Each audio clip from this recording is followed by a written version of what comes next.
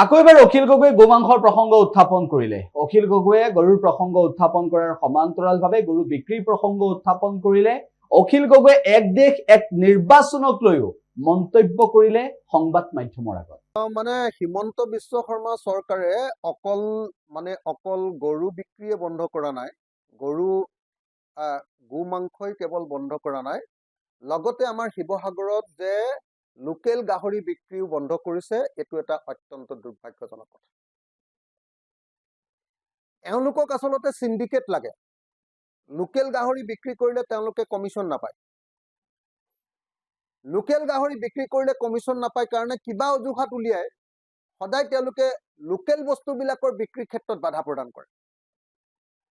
পাঞ্জাবৰ পৰা যেতিয়া গাহৰি আহে বা হাৰিয়ানাৰ পৰা যেতিয়া গাহৰি আহে ট্ৰাকত, তেতিয়াহ'লে তাৰ কমিশ্যনৰ ভাগ পায়।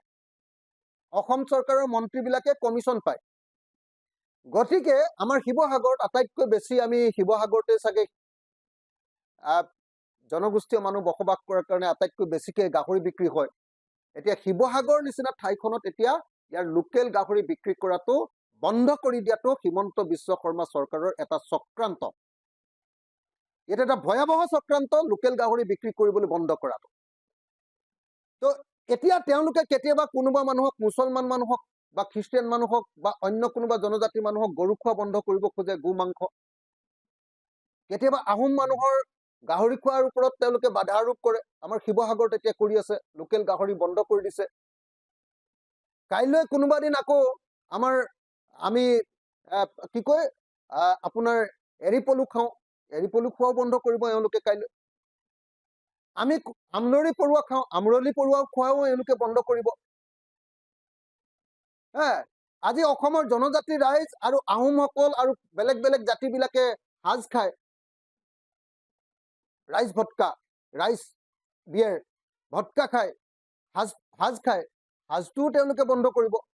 মুঠতে হিমন্ত বিশ্ব শৰ্মা এই চৰকাৰখনে কি কৰিব খুজিছে যে অসমৰ জনজাতি মানুহ, অসমৰ খিলঞ্জীয়া ভূমিপুত্ৰ মানুহবিলাক, অসমৰ খিলঞ্জীয়া জনগোষ্ঠী নৃগোষ্ঠীবিলাকৰ খাদ্যভাস আৰু নৃগোষ্ঠীবিলাকৰ আচাৰ আচৰণ আৰু ৱে অফ লাইফ, সংস্কৃতিৰ ওপৰত তেওঁলোকে আক্ৰমণ কৰিছে। এইটোৱে হ'ল কথা। কেতিয়াবা মুছলমানক আক্ৰমণ কৰা দেখুৱাই লৈ তেওঁলোকে জনজাতি কোনোবা খ্ৰীষ্টিয়ান মানুহে খোৱা গো মাংসও বন্ধ কৰি দিছে। কেতিয়াবা তেওঁলোকে লোকেল গাহৰি বিক্ৰী কৰিব নোৱাৰিবা বুলি শিৱসাগৰত গাহৰি মাংস বিক্ৰী নিষিদ্ধ কৰিছে, যাতে তেওঁলোকে বাহিৰৰ পাঞ্জাবৰ পৰা অহা গাহৰিবিলাকত যাতে তেওঁলোকে সিন্ডিকেট লগাই যাতে কমিশ্যন খাব পাৰে। লোকেল গাহৰি বিক্ৰী কৰিলে যে কমিশ্যন নাপাব। গৰু মাংস বন্ধ কৰিছে, কিন্তু গৰু বিক্ৰী মনে মনে বন্ধ কৰা নাই। খেতিয়কবিলাকৰ, আমাৰ গোটেই শিৱসাগৰ জিলাত খেতিয়কবিলাকৰ হাহাকাৰ অৱস্থা। এতিয়া ৰাজমাই বজাৰত গৰু বিক্ৰী নহয়, কোনেও গৰুক নিকিনে।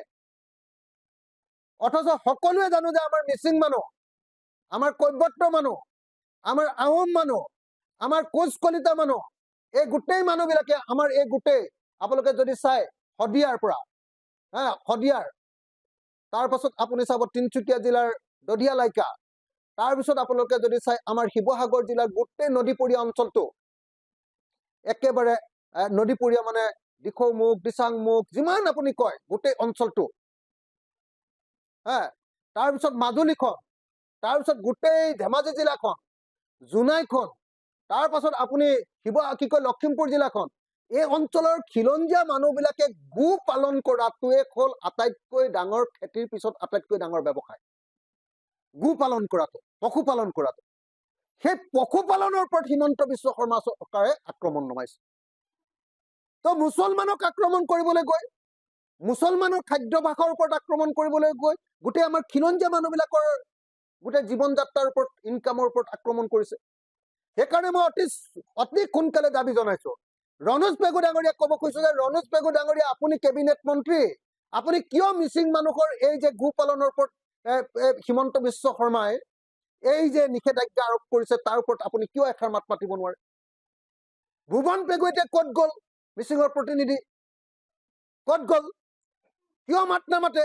যিকোনো খবৰৰ বাবে যোগাযোগ কৰক 7099017330 লগতে 7099017110 নম্বৰত।